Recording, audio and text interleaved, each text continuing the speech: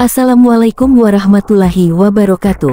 Sholawat dan salam semoga senantiasa tercurah kepada junjungan kita, Nabi Muhammad SAW. Sahabat, pernahkah Anda merasa rezeki seret meski sudah bekerja keras? Apa ini mungkin akibat dosa yang kita lakukan? Atau hanya mitos belaka? Nah, di video ini kita akan membahas fakta dan mitos tentang rezeki yang terhambat karena dosa, berdasarkan Al-Quran dan hadis. Jangan lupa untuk like, subscribe, dan aktifkan lonceng notifikasinya supaya tidak ketinggalan konten Islami yang inspiratif. Dan jangan lupa kirim sholawat kepada Rasulullah di kolom komentar ya. Memahami rezeki dalam Islam. Sebelum kita masuk lebih dalam, mari kita pahami dulu apa itu rezeki. Dalam Al-Quran, Allah berfirman, "Dan tidak ada satu makhluk melata pun di bumi melainkan Allah lah yang memberi rezekinya." Quran Surat Hud 6. Rezeki dalam Islam bukan hanya tentang uang, tapi juga kesehatan, waktu luang, keluarga yang harmonis, bahkan ketenangan hati. Tapi kenapa kadang-kadang rezeki terasa seret? Apakah ini benar-benar karena dosa kita? Atau sekadar ujian dari Allah? Yuk, kita bahas fakta dan mitosnya berdasarkan dalil Al-Quran dan hadis. Fakta dosa memengaruhi rezeki. Ilustrasi seseorang yang melakukan dosa, seperti menipu, berkata kasar, atau zalim, diikuti dengan gambaran kehidupannya yang penuh kesulitan. Sahabat, tahukah Anda bahwa dosa yang kita lakukan bisa menjadi penghalang rezeki? Dalam Islam, ini adalah fakta yang dijelaskan melalui banyak dalil Al-Quran dan hadis. Rasulullah SAW bersabda, "Sesungguhnya seorang hamba terhalang dari rezeki karena dosa yang dilakukannya." Hadis riwayat Ahmad. Dosa bisa mengurangi keberkahan, menutup pintu rezeki, bahkan menyebabkan kesulitan dalam hidup. Mari kita telah lebih jauh bagaimana dosa memengaruhi rezeki kita. 1. Dosa dan keberkahan yang hilang. Allah telah menetapkan bahwa keberkahan adalah bagian penting dari rezeki. Namun, dosa yang kita lakukan, baik kecil maupun besar, dapat menghilangkan keberkahan tersebut. Misalnya, seseorang yang mendapat penghasilan besar tetapi merasa selalu kekurangan mungkin saja kehilangan keberkahan karena dosa seperti memakan riba atau berbuat zalim terhadap orang lain. 2. Dosa mengundang kesempitan hidup. Dalam surah Taha ayat 124, Allah berfirman, "Dan barang siapa berpaling dari peringatanku, maka sesungguhnya baginya penghidupan yang sempit." Ayat ini menegaskan bahwa berpaling dari ajaran Allah, termasuk dengan melakukan dosa, bisa membuat hidup terasa sempit dan penuh masalah. Misalnya, seorang yang meninggalkan salat atau sering berbuat dosa akan merasa hidupnya berat meskipun materi berlimpah. 3. Dosa dalam hubungan sosial dan rezeki. Dosa juga dapat merusak hubungan kita dengan sesama manusia, yang pada akhirnya memengaruhi rezeki kita. Contohnya, ketidakjujuran dalam berdagang. Pedagang yang menipu pelanggannya mungkin mendapat keuntungan sesaat, tetapi lambat laun kehilangan pelanggan karena tidak ada lagi kepercayaan. Perbuatan zalim. Orang yang zalim terhadap karyawan, tetangga, atau keluarganya dapat kehilangan rezeki karena doa orang yang terzalimi sangat didengar oleh Allah. 4. Dosa mengundang murka Allah. Dosa besar seperti menyekutukan Allah, syirik, mengambil hak orang lain, atau memutuskan tali silaturahmi dapat menyebabkan murka Allah, sehingga rezeki yang kita miliki terasa tidak cukup atau bahkan hilang. Jadi, sahabat, dosa bukan hanya memengaruhi hidup kita secara spiritual tetapi juga secara material. Dosa dapat menghalangi rezeki, baik dengan menghilangkan keberkahan, mempersulit usaha, atau membuat hubungan dengan orang lain memburuk. Namun, Allah selalu memberikan jalan bagi hambanya yang bertaubat dan memperbaiki diri. Jangan lupa, rezeki tidak hanya tentang uang, tetapi juga kesehatan, ketenangan hati, dan keluarga yang harmonis. Visual, ilustrasi seseorang yang menghadapi kesulitan karena dosa, diikuti dengan perubahan hidupnya setelah bertaubat. Sahabat, apa yang kita bahas tadi bukan hanya teori, tapi sudah banyak contohnya dalam kehidupan nyata. Mari kita lihat beberapa kisah yang bisa menjadi pelajaran bagi kita semua. 1. Pedagang yang tidak jujur. Di sebuah kota kecil, ada seorang pedagang pakaian yang sangat terkenal. Awalnya, tokonya ramai dikunjungi pembeli. Tapi diam-diam, dia sering mencurangi pelanggannya, seperti menaikkan harga secara berlebihan atau memberikan barang cacat tanpa memberitahu. Dalam waktu singkat, pelanggan mulai sadar dan berhenti berbelanja di tokonya. Apa yang terjadi kemudian? Dia kehilangan kepercayaan masyarakat dan usahanya bangkrut. Keuntungan besar yang dulu dia dapatkan lenyap karena ketidakjujuran. Inilah bukti bahwa dosa, seperti menipu, dapat menghilangkan keberkahan rezeki. 2. Keserakahan seorang pengusaha. Kisah lain datang dari seorang pengusaha sukses. Dia memiliki banyak aset, tapi sayangnya, keserakahannya membuat dia tidak adil kepada karyawannya. Dia memotong gaji mereka tanpa alasan yang jelas dan memaksa mereka bekerja lembur tanpa bayaran tambahan. Beberapa karyawan yang merasa dizalimi berdoa kepada Allah agar diberikan keadilan. Tak lama kemudian, usaha pengusaha tersebut mulai goyah. Proyeknya gagal, klien berhenti bekerja sama, dan dia terlilit utang besar. Semua ini terjadi karena dua orang yang dizalimi sangat mustajab di sisi Allah. 3. Taubat yang membuka pintu rezeki. Sebaliknya, ada juga kisah tentang seorang laki-laki yang dulunya hidup dalam dosa. Dia bekerja sebagai rentenir, meminjamkan uang dengan bunga yang sangat tinggi hingga banyak orang jatuh miskin karena ulahnya. Suatu hari, dia mendengar ceramah seorang ustaz tentang larangan riba dan azab yang menanti orang-orang yang memakan riba. Hatinya tergugah, dan dia memutuskan untuk bertaubat. Dia berhenti menjadi rentenir, meminta maaf kepada orang-orang yang pernah dia rugikan, dan mulai bekerja dengan cara yang halal. Tidak lama setelah itu, Allah membukakan pintu rezeki untuknya. Usaha kecil yang dia bangun mulai berkembang, dan hidupnya penuh keberkahan. Dia juga merasa lebih tenang karena tidak lagi menanggung dosa besar. 4. Keluarga yang kehilangan keberkahan karena syirik. Ada sebuah keluarga yang awalnya hidup damai dan berkecukupan. Namun, salah satu anggota keluarga mereka mulai percaya pada jimat untuk mendapatkan rezeki. Mereka meletakkan jimat di rumah, berharap bisa mendatangkan keuntungan. Apa yang terjadi? Bukannya keberkahan, mereka malah sering menghadapi masalah finansial yang tidak terduga, seperti kehilangan pekerjaan, pengeluaran besar tanpa sebab, hingga konflik dalam keluarga. Setelah mereka sadar dan membuang semua jimat serta bertaubat kepada Allah, perlahan-lahan hidup mereka kembali harmonis. Rezeki mereka pun mengalir dengan lebih lancar. Pelajaran dari kisah-kisah ini, dari contoh-contoh di atas, kita bisa belajar bahwa dosa dapat berdampak langsung pada rezeki kita. Baik itu karena hilangnya kepercayaan, doa orang yang terzalimi, atau bahkan murka Allah akibat dosa besar seperti riba atau syirik. Namun, Allah selalu membuka pintu taubat bagi hambanya. Seperti firman-Nya, dan barang siapa yang bertakwa kepada Allah, niscaya Dia akan memberinya jalan keluar dan memberinya rezeki dari arah yang tidak disangka-sangka. Quran Surat At-Talaq 2-3. Sahabat, jika rezeki Anda terasa seret, mungkin ini saatnya untuk introspeksi diri. Apakah ada dosa yang perlu kita tinggalkan? Atau adakah orang yang perlu kita minta maaf? Jangan lupa untuk tuliskan pendapat Anda di kolom komentar, dan sebarkan video ini agar lebih banyak yang mendapat manfaat. Semoga kisah-kisah ini menjadi pengingat bagi kita semua. Segmen 5, mitos, tidak semua kesulitan rezeki karena dosa.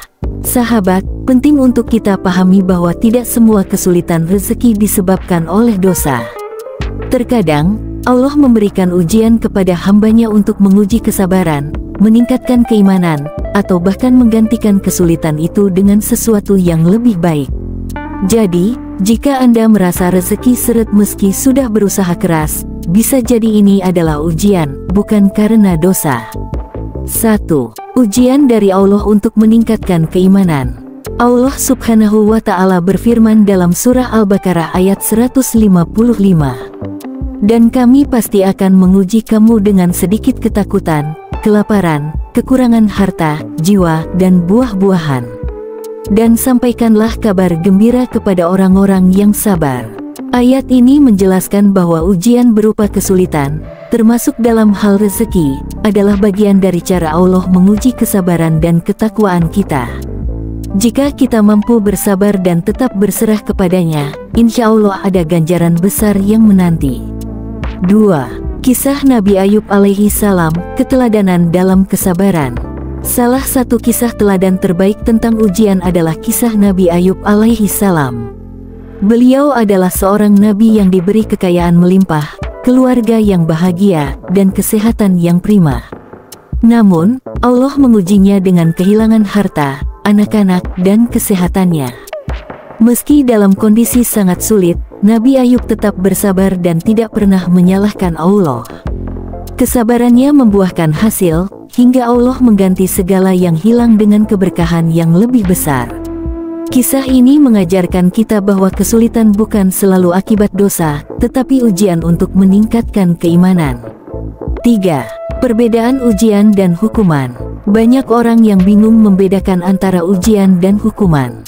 Mari kita pahami perbedaannya. Ujian diberikan kepada orang-orang yang beriman untuk menguji sejauh mana kesabaran dan ketakwaan mereka.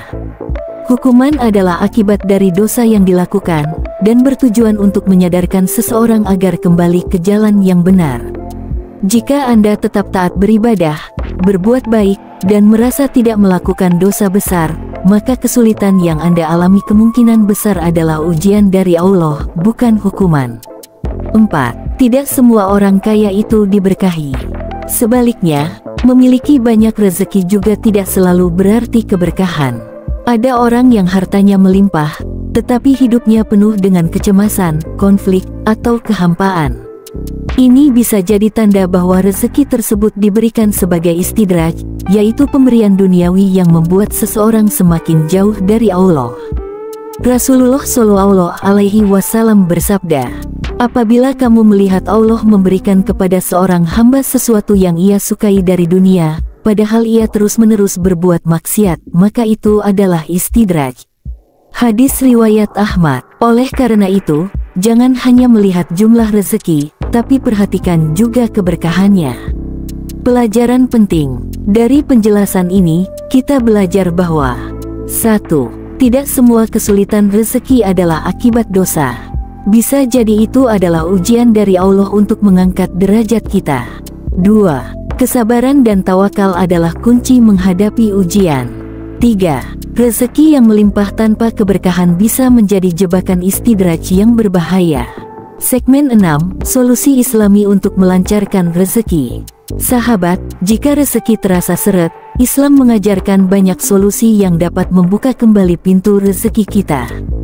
Rezeki tidak hanya datang dari kerja keras, tetapi juga keberkahan yang Allah Subhanahu wa Ta'ala limpahkan kepada kita.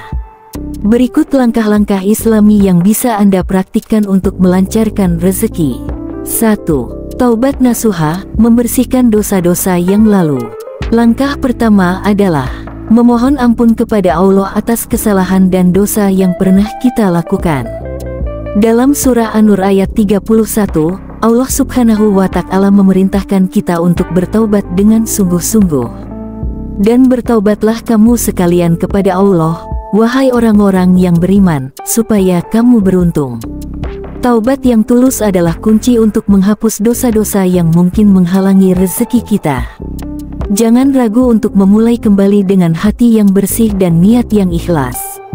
2. Perbanyak ibadah dan amalan sunnah. Rezeki bukan hanya urusan dunia, tetapi juga soal hubungan kita dengan Sang Pencipta. Tingkatkan kualitas ibadah Anda, seperti salat tepat waktu, membaca Al-Quran, dan berzikir. Selain itu, lakukan amalan sunnah seperti salat tahajud dan duha.